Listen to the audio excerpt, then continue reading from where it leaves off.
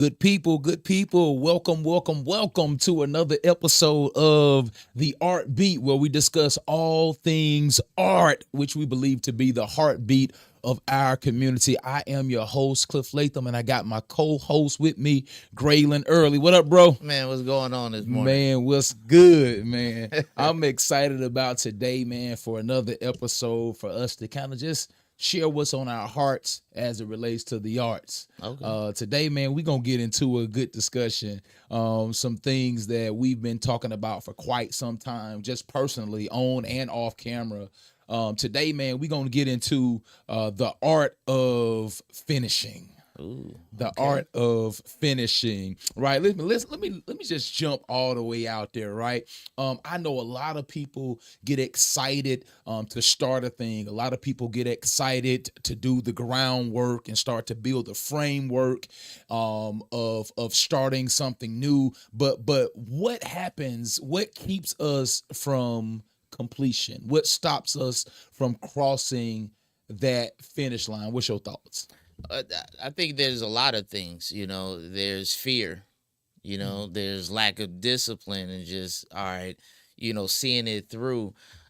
It could. I mean, unexpected things can happen. In the process of trying to finish something, and we always say, life throws us a monkey wrench. Yep.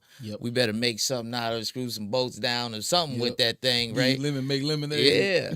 And so it could be a multitude of just a lot of things that can stop us, but sometimes it's even more or less probably more internal. Mm.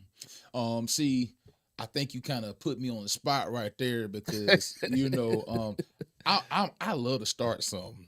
Boy, talk about somebody who got a list of ideas, a list of things that I have attempted or tried or have put effort, energy, and money into. But man, sometimes I feel like I am addicted to starting. I am addicted. I'm drawn to pressing start. I'm a pressing play, but I feel like sometimes I'm allergic to finishing. Right? It's just Mm. something about finishing certain things, and I think we get in this trap of it's not ready yet, it's not finished yet, it's not good enough yet. And then so like you said, we allow excuses to come. We allow the fear of, is this going to be as good as the person who's done it before me? Or Hmm. if no one has ever done it before, what are they going to think about it? What is it going to feel like?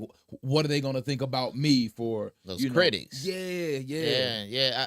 I mean, in that, I'm right along with you. yeah, I'm a starter, yeah, right? yeah, And I get it through. And now, just being a little older.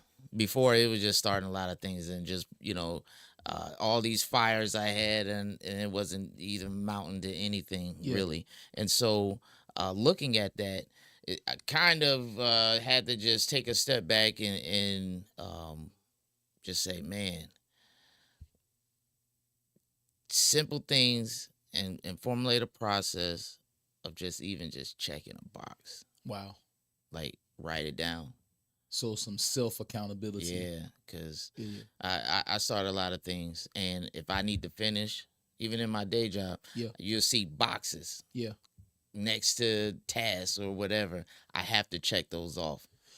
You I think know. that's important because if we don't set checkpoints, as you say, or boxes that we mark off, um, just speaking to our nature, things don't get complete, right? And I think even in the day now that we live in, with where there are so many other tools that can help us Mm-hmm. complete, what I found is who you are is who you are. So that same tool that probably is designed that should make you be able to complete things, it just really helps you start so many more things. Oh yeah, like oh yeah, I'm Yeah, gonna start this other thing. Let me yeah, check that box off. Boom, I yeah. just started that new thing. Right, right. And so that's been one of my issues. And I think on our last episode, we talked about collaborating for accountability, Hmm. to make sure, because what happens for me, it ain't about the checkbox.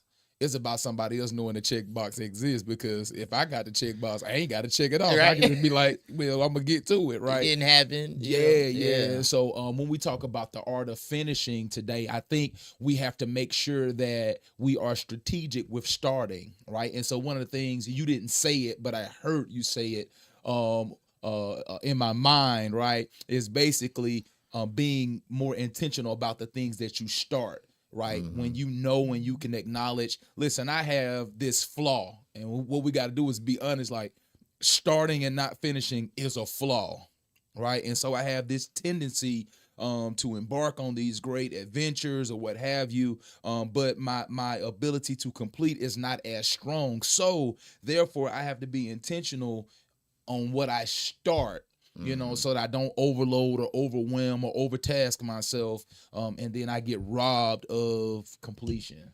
Yeah, Yeah, yeah. I mean, I think the key word was strategic you use. yeah, And I look at what's the least, path of resistance to complete that thing, mm-hmm, right? And so, but that's examining the start yep. and kind of seeing it, visualizing all the way The to the process, completion, yeah, yeah, yeah. What is right? it gonna take? Right. Mm-hmm. And so you can foresee little things that's happening. You can kind of jump in front of. I know I'm kind of maybe giving some solutions Yeah, yeah, and yeah, stuff, but I think at the start, definitely you've got to see that out and see the process of yeah, to completion, and then so that you can not make excuses and yeah. all those other things. So And then, because I think we dream big, sometimes you got to look at this thing and say, look, hey, Cliff, you're not going to be able to do this one by yourself. You know what I'm saying? And so the reality of this is, if I start this, I've got to make sure I have some conversation with my bro, with a team, with some other people that can help this thing come to pass. All right, listen, let's dive in. I got a few topics that I want us to kind of unpack today for the people. I really feel like we probably just gonna be helping ourselves in this yeah, conversation. it's therapeutic. Right, you know what I mean? But listen, guys, we got maybe 5 things that we want to share with you today, and hopefully these things will help you cross the finish line, help you move into a state of accomplishment, and not just continuing on a journey of starting and initiating but not completing. All right, so let's look at the topic or the framework of starting versus finishing, and why is there this gap between starting and finishing. We kind of touched on it a little bit, but again, I said a lot of us, I speak for myself, I'm addicted to starting, right? I before I complete one thing, I have all these other ideas, and I think that's a gift in itself, but I think there's another gift that has to be partnered and paired with that, to lead to success, and that's finishing, right? Let me ask this question: what changes between the start and the middle that causes people to fade out and not be able to cross that finish line or complete a thing? You mentioned a few things, but let's go a And little I deeper. add to it, I think sometimes, especially if it's something that just we are a part of, it's not necessarily I'm doing it in a team, but we move our own goalposts. Yep. Oh, do we? Yes, sir. We move that thing, Yep. back. Wow. Man, oh, I could put, or either I can prolong that a little bit, you know, but we move that goalpost, and every time we get close, it moves. Bro, I gotta interrupt you real quick, because I think there's this thing that has to be established of self accountability. Mhm. Like, even that word, it don't even sound right to me. It makes perfect sense, but the implementation of that, it scares the crap out of me to even think about that. Mm. And but the reality of it is, as we're having that conversation, there's no way that we make it to the finish line without that key component of self accountability, Hmm. and really sticking to your guns, to deadlines, to dates, and not moving that freaking goalpost. Gray, you hit something right there, bro. Yeah, yeah. Accountability. Yeah, Accountability that's a cuss is, word, man. woo. Somebody I- feeling that out there, but yeah, uh, I know y'all feeling it out there, but that self accountability to be, steadfast on the goal that you're trying to complete. yeah, Right. And, we talking art, but I dabble in two different realms, art and sports. yeah, It's kind of the same thing. So, you know, you got a goal of training, but you keep pushing certain things back, yeah, and you never really get there. yeah.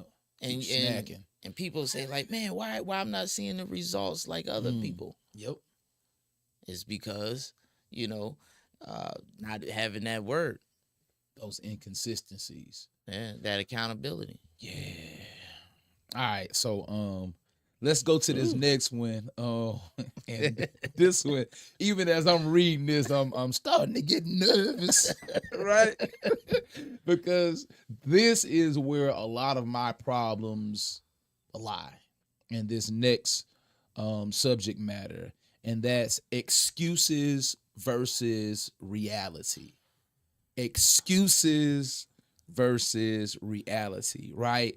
What are we really saying when we make these excuses? Because guess what? You just talked about it. Moving the goalposts is usually the outcome or the result of an excuse. Mm. I'm not ready yet. I don't have the team yet. I don't have the money yet. It doesn't sound good enough. I'm not strong enough, or whatever it is. We make these excuses, but when we come up with this thing that, as you say, moves the goalpost, moves the finish line, and ultimately sabotages us and keeps us from crossing it, what are we really saying in those moments? Mm. I'm busy. I'm not ready. I'm waiting on the right time. I'm talking about, these are all things that I've said, sadly, bro, for decades. Probably self doubt. So that sounds like self doubting. Yeah, You know, it um, is. you doubting that Oh, today is not the right time. yeah, And one thing I tell artists a lot. Working with them right now in this season, yeah. you are the best that you're going to be In this season, in this season. you're right. If you take singing Yeah, lessons next 6 months, yep. in the next 6 months, that's a Yep. different season. It is. And you're gonna be better in 6 months. Yeah, But right now, while we working on this project, yeah, this is the best that you're gonna be. And you've got to be okay with that. And have the confidence in yeah, it and push it out and not let the naysayers, the critics, or whatever, because just be real. God put that in you to deliver and push it out. It's your time and your season, right where you are, no matter how good or how bad you may think you yeah. are in that season. So what I hear you saying is the danger of not moving in the right season is when you become stagnant or procrastinate, or you become scared, as you mentioned, fear or whatever. You move from missing your season to getting stuck in a cycle. And then what happens is, what you were responsible for in this season, because if we're talking about God's plan, you still have to produce that. And Yes. then, so what happens is, when you move into the next season, you're overloaded, because now you got the work of the current season, and you got what you missed in the past season, because you got stuck in a cycle instead of doing what you needed to do Woo. in that season. Yeah. I'm just gonna say ouch. They say if you can't say amen, say ouch. Ouch. Listen, I'm bruised and blue off of that, right? Because there have been so many years of my life where I made excuses, where Mhm. I allowed fear to trap me, where I allowed that doubt that you talked about to stop me and Mhm. to keep me. And then what happens is, when see, every season there are tests in that season, right? If we're people who are gifted, and we've been tasked with things that we're called to do, things that we're called to complete. If we don't finish or do what we need to do in this season, guess what happens? We get retained, right? Yeah. We flunk or we fail that season. and you never get promoted, you never get elevated, you never go to the next thing that you were intended to accomplish, intended to do if you don't pass. And so what happens is some of us are some grown children, little grown adults. It reminds me of that. I think you seen that part of the episode where Mike Tyson had the little. It was a little guy, and he thought it was a kid, but it really was a grown. Right. Some of us, that's what we're doing with our gifts and our talents. We still think we're looking at it on this level, and God has said, "No, it's so packed because." You mismanaged this season, and now this thing gets heavy. And what happens is we get overwhelmed, and then that becomes another excuse for us not to complete. We drop it. It's too heavy. It's too heavy. We drop it. Wow. And so tell me, how do we peel the layers off of this thing that has grown? How do we peel that layer off? I think it goes back to the conversation that we had last time, because the reality of it is, if it's gotten this heavy because you were doing it by yourself, it's not. It's just gonna get heavier. There has to be that. How do we share the load? How do we share the load? And say, hey, you know what? I can't carry this whole thing. I can't. And now we thinking, who, not how. Yep. We carry it. Yep. I'm gonna do it with who? Yep. Cliff. For sure. He gonna help me carry this thing to the finish line. Yep. And so, like you said, that's where you can still hold it, and carry it, but we're not carrying it by ourselves. You don't have to carry it alone. Finding a team and people to help you out in that. I would like to say one thing about the reality. And some artists out there, somebody out there in social media land, talk to them, bro, is thinking that, hey, the reality is, yes, I want to finish this project. Yeah. But the reality is, I don't have a budget to do it. Yep. How do you still get to that finish line with that barrier? Speak. Right? Yep. With that barrier. Well, it's finding like-minded people. Yep. And it's to that point of having people help carry that load. Yep. But people out there, versus like, yeah, I really want to, but then, and so they won. We talked about never starting. Yep. They never start. Mm-hmm. Or they in the middle of it and things go and we just stop because the excuses. Yep. The load get heavy and we wait too long and all of these things. And so the reality is going back to strategic planning. Yeah. Thinking it through. And seeing who can help you carry it before you gotta have someone carry it. Before you start another thing. Right. So just wanted to say that is a reality. Yeah. Of, and I don't think that's an excuse. Nope. But it's a real reality. But can I say something? There's another reality as well. And I'm about to kick myself in the butt with this. If you share your vision, if you share what you're trying to do, there is somebody out there waiting to help you. God never gives you a vision without provision, right? But when you live in seclusion, you're never going to meet that person that is waiting to collaborate, that is waiting to fund or help fund, right? I ain't saying sit around and wait for somebody to come bring you a whole bag to finish it, but there is somebody that can help you mix it.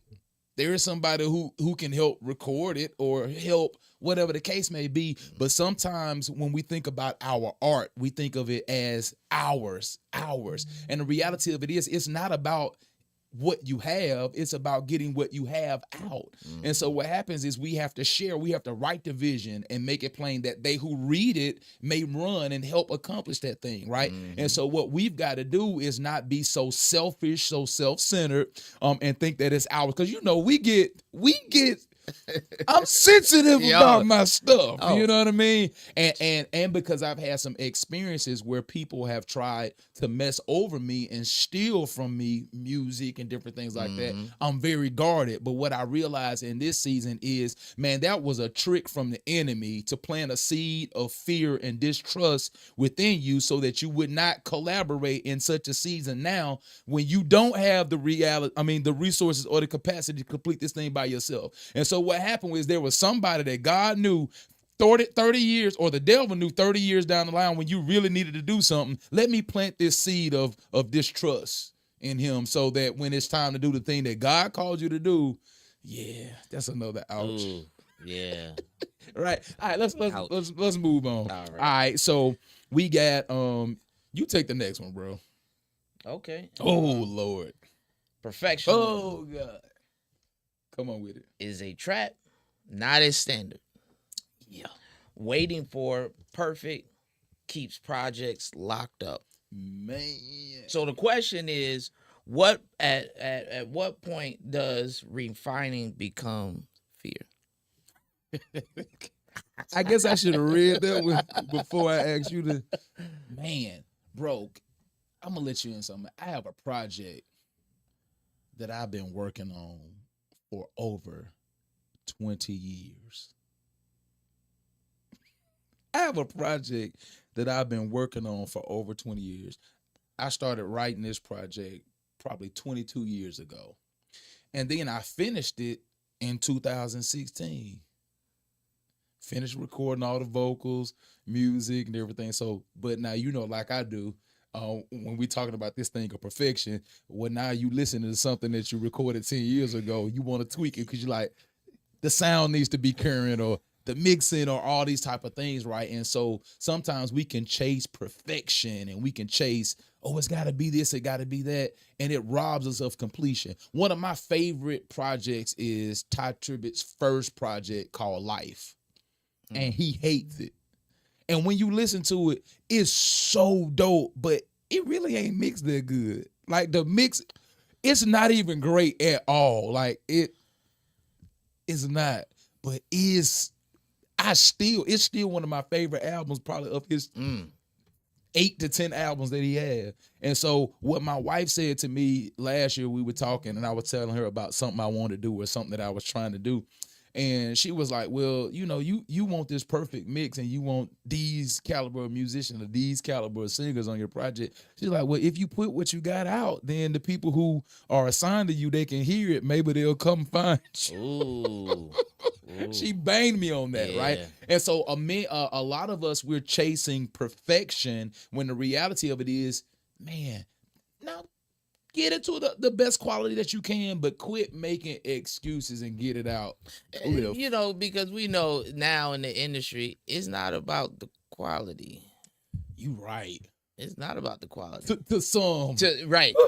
But you right. You The right. quality, like it could be, you know, people making hit records and Grammy hits in a basement, In you they know, with basement. no acoustic treatment, Yep. and you hear the little Hotel baby in room. the background, the fan going, Yep. you Yep. know. So it's not stopping some people, Yep. you know, and Right. so, but is it truly fear? Because I know the question was, does it become fear? Do you think it's a fear thing of being a perfectionist? Wow. Like that, I mean, having it to be perfect, is it Yes, come down I do. to I do. fear I of think it comes down what? to fear, right? Because if I don't put out the because this is the happen. This is what happens is because when I get with you and we listen to the music, we criticize it to death. Yeah. So we know we gonna reap what we sow. So what happens is you've talked about and you've beat down, and not necessarily to harm people, but you be like, man, nah, yeah, let's be real, right? We be like, why they put that out or why they put that out? And the reality of it is they put it out. They did the work. And at the end of the day, while you trying to make yours perfect, they gonna stand before God and get they well done, and you not, Ooh. Ouch. because you trying to make it perfect and you trying to make it right. And so I know for me there is this fear, right? This fear of my peers and what they're gonna think. Man, that kick drum sound muddy, or that you know, going in redoing stuff 5 and 6 and 10 times year after year after, you know what I mean? And it's just Yes. these excuses. But I talked about this before. Not only is there the fear of that failure of it may not level up to what's out there. And like my wife said this, she said, "You why are you trying to compare your first album to Kurt Franklin's 10th or to Ty Tribbett's 8th, or you know what I'm saying? It's like you got to start somewhere." And that sounds good, but the reality of it is sometimes I wish I didn't have a studio in my basement. I wish I just was an artist who really had to pay for everything. Now I paid some money Right. for what, you know, the equipment and the mixing and things that I've done, but sometimes the biggest curse is the fact that I got everything I need downstairs to change. Everything. Oh my God. Right. And so again, there's this fear of it's not going to be this. And then sometimes there's this fear of success. What happens if they like it? Mm. What happens if a spotlight comes because of this? Is my life set up to handle the light? Because a lot of people chase the lights because they want to shine. Correct. But the same light that shines is the same light that burns. Yeah. Right? Yeah. And so then there becomes this thing is, yes, I write good songs, but is my character in alignment? Do I have the team that if it requires me to go on tour? Do I have the ability that to do the follow-up album and all these things? And they sound like excuses or whatever, and they are, but that root for me, it really is fear. Speak. I want to hear. I want to make sure I ain't by myself, bro. Oh, you ain't. You are not by yourself. Everything you said, I got a studio at the crib. Yeah. And it's so easy to go down there, change this. But I've learned a little bit over time, like, look, you know what?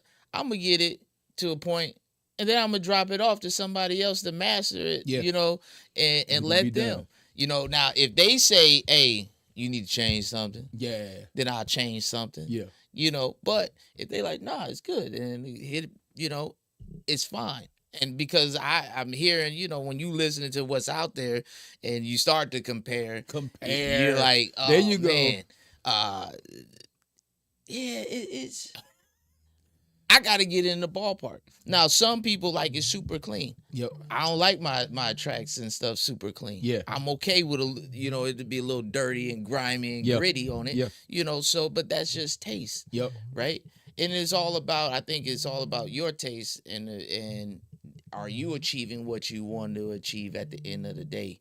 You know, but the fear part, it is definitely just like what you said. Like, what happens if somebody, oh, I need you in the studio tomorrow is a hit, instant success. I need you. I can't leave. I got kids. I got a job. I got to work on top of trying to do this, right? Yep. And so artists and people who, you know, the starving artists out there who's juggling both, you know, it is going to be a little fear. Like, it's exciting. Yep. Nevertheless. But that fear going to kick in and say, ooh, am I ready for that? Yeah. That's doubt. Yep. It's going to creep in and say, I don't know, that confidence about what you do and what God has blessed you to do that you've been doing for years. Yep. You know, nah, I ain't ready. The world is a big place, Graylin. It is. So when you talk about doing something on the world scale, you know, that's another level. Listen, we got to wrap up. I'm gonna run through just a few things because I wanna lay something down at the bottom of it. All right. So when we talk about the power of completion gives us the ability to develop confidence. It gives us the ability to develop credibility, clarity about what works, what doesn't. Right, because as an artist, and we have so many different things and so many different lanes. I've tried to tell people you got to pick a lane with your music. No. But at the reality of it is, once I do get out there, I can see, okay, this works. And so, yeah, you do this as well, but maybe those are the things that you need to give to somebody else. So somebody that's in the lane, right? And then also completion gives you the momentum to start all over and finish and complete again. Let me throw something out there. I'm gonna put myself out there on a limb. I told you I started a project over 20 years ago. It's called the Consider Yourself Encouraged Project. This is a song of I mean a project of all encouragement songs. These are not praise and worship songs. These are not choir songs. These are all songs of encouragement. I remember the day I wrote the first song for this project. I was at Greater Mount Ararat. I was getting ready for the White and White concert. So it was like um the White and Starks. So the Pastor Starks kids and Pastor Okay. White's kids, they used to do a concert and I had to play for it. It was back in the day. It's probably 23 Okay. years ago, right? And my wife came in. I was at the keyboard and she walked in the church. She called me. She said, I need some money. I was like, I thought you got paid today. She said, I did. She said, but I'm broke, right? And so I remember she was walking down the aisle to come get some money. I got a couple of dollars, you know what I'm saying, or whatever. And man, I wrote this song. It said, it's okay, you can cry. God will wipe the tears from your eye. I'm just leaving it in his hand, for he knows he has a perfect plan. I can't remember exactly, but it was this song that was called He's Only a Prayer Away, right? And so I encouraged her with that. And then immediately I was I was alerted in my spirit that God wanted me to encourage people. So I began just writing songs and they were all encouragement. And I didn't want to do it because I had written some other songs that I thought was dope. And I'm like, I'm That do this. He's like, no, I want you to encourage my people. And so I didn't want to do the project because the songs were slow initially and everything. I'm like, man, I want to jam. I don't want to rock out. And what happened is he began to give me these other songs. And guess what? I've done several projects since then, mm, but I've been scared to put them out because I know this is the first assignment that he gave me. mm, And so while I have other projects that are complete, hundreds of songs that are done and complete, I got to do this first work and get it out. So my birthday is June 8th. I will be 44 years old, June 8th. And 44 years ago, or before I was formed in my mother's belly, God placed some songs inside of me to encourage you, and to help you know that whatever you're going through, you can make it through. And so I need you to help me. I want you to hold me accountable, bro. okay. We gonna set some deadlines, and y'all too. Y'all hold your boy accountable, because this isn't just about something that I want to do. This is about an assignment that I'm called to do. Yes. And as we talk about the art of finishing, this is something that I have to finish because I refuse. No man knows the day or the hour to stand before the Lord and not get my well done because fear or anything like that stop me. Listen, this has been our time, guys, and we appreciate you stopping in at the Art Beat, hollering at me and Graylin, and we just thank you for tuning us, or lending us your ears, rather. But yeah, we pray that you have an amazing day and that you walk in completion, the thing that God calls you to do, the thing that God called you to start, the thing that He has equipped you with and has gifted you with. Listen, you can do it. You're not just a starter. I declare that you are a finisher, and that God will give you the strength, the resources, and the ability to discern who you need to partner with to complete those things. All right? Listen, we out of here. Peace.